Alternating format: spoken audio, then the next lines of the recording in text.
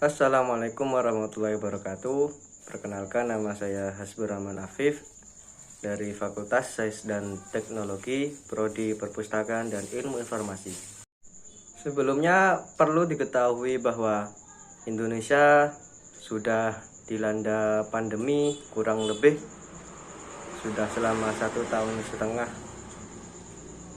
Tidak hanya negara Indonesia yang dilanda pandemi COVID-19, bahkan hampir seluruh dunia saat ini sudah mengalami krisis yang disebabkan oleh COVID-19. Sudah berbagai macam cara dan berbagai penanganan yang dilakukan oleh pemerintah, baik itu yang pro kepada rakyat maupun yang kontra terhadap rakyat. Mulai dari PSBB, PSBB mikro, PPKM, PPKM mikro, PPKM level 1, 2, 3, itu sudah seperti ayam geprek level-levelan itu. Bahkan salah satu penanganan corona di negeri ini, dananya sudah sempat dikorupsi oleh Kementerian Sosial. Dan korupsi tersebut bernilai cukup fantastis, yaitu 13 miliar rupiah. Maka dari itu, menurut pandangan saya, bahwa penanganan COVID-19 ini, kita sebagai masyarakat tidak harus selalu bergantung kepada pemerintah. Yang kita butuhkan adalah solidaritas antara sesama, rasa tali persaudaraan, dan merangkul antar sesama agar pandemi COVID-19 ini segera berakhir, aktivitas kembali pulih, ekonomi mulai membaik, dan semuanya sudah bisa beraktivitas seperti dulu sebelum kala pandemi ini. Jadi di sini saya akan menjelaskan tentang materi yang ditugaskan di PBAK Universitas UIN Maulana Malik Ibrahim, yaitu menjelaskan tentang Prokes 5M dan pentingnya vaksinasi. Prokes 5M yaitu mencakup membersihkan Prokes 5M yaitu mencakup memakai masker, mencuci tangan, menjaga jarak, mengurangi aktivitas, dan mengurangi mobilitas atau menghindari kerumunan. Yang pertama yaitu memakai masker. Masker ada banyak jenis varian di negeri ini, dari masker medis sampai masker non medis atau masker kain. Masker tersebut ada yang bisa digunakan sekali pakai atau ada yang bisa digunakan dengan mencuci setelah pemakaiannya.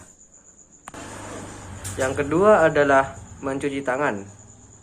Mencuci tangan dengan sabun dan air mengalir.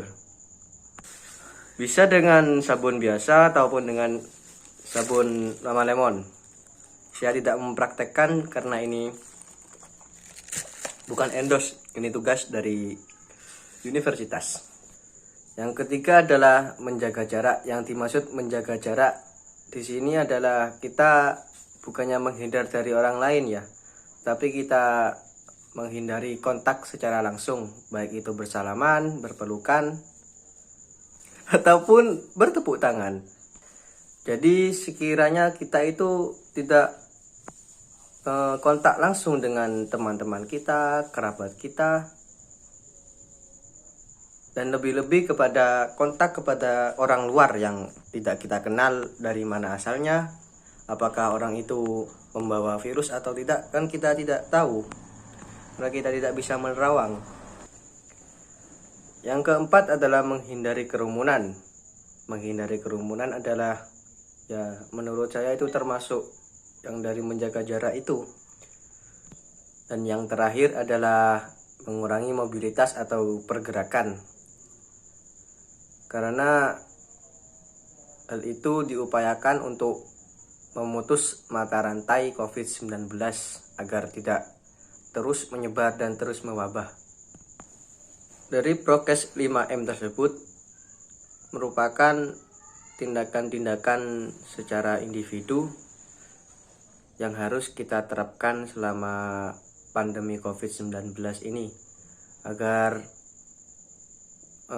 kita bisa segera memutus mata rantai COVID-19 agar tidak meluas dan semakin lama. Dan untuk subbab yang kedua adalah pentingnya vaksinasi kepada masyarakat. Vaksinasi memang ada yang pro, ada yang kontra. Kenapa seperti itu? Mungkin menurut saya kurangnya sosialisasi, kurangnya edukasi dari pemerintah kepada rakyat, yang dimana rakyat notabene itu tidak semua mengerti tentang vaksin. Jadi mereka-mereka terutama yang ada di desa-desa perlu dilakukan edukasi tentang vaksinasi COVID-19.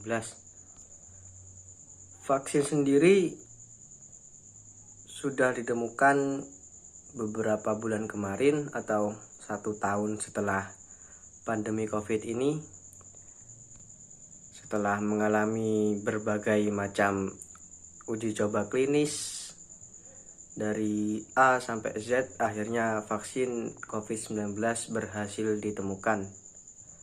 Vaksin sendiri ada berbagai macam varian, ada AstraZeneca, ada Pfizer, ada Sinovac, Sinovac, dan dari Indonesia sendiri ada yang namanya vaksin Nusantara buatan ex-Menteri Kesehatan Bapak Terawan.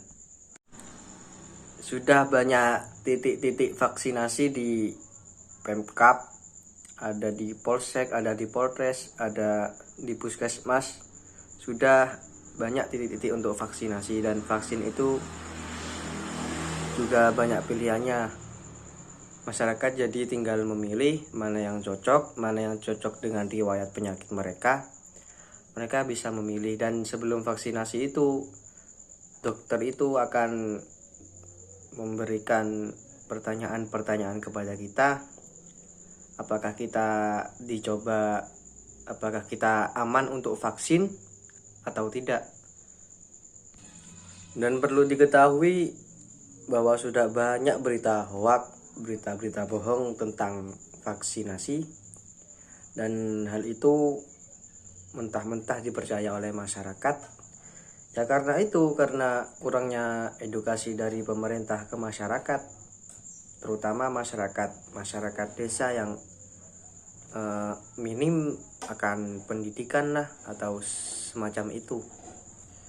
Jadi menurut saya tidak usah khawatir untuk divaksin, karena vaksin dijamin sudah bersertifikat halal dari pemerintah, sudah ada izin edarannya, sudah aman pokoknya. Jadi menurut saya ya seperti itu, sudah mulai dari yang saya terangkan pertama, yaitu prokes 5M, memakai masker, menjaga jarak, mengurangi mobilitas, menjauhi kerumunan, mencuci tangan. Itu semua bisa dilakukan secara pribadi agar kita bisa terhindar dari COVID-19 ini. Itu merupakan ikhtiar dari diri kita untuk menghindari penyakit ini.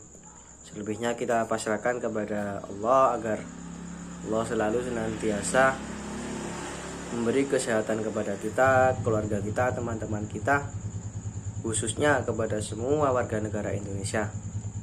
Dan untuk vaksin sudah diberi label halal oleh pemerintah, diberi izin penggunaannya, baik vaksin AstraZeneca, Sinovac, Sinovac, Pfizer, Nusantara, dan berbagai macam vaksin lainnya, selama kita sudah recommended oleh dokter untuk bisa vaksinasi.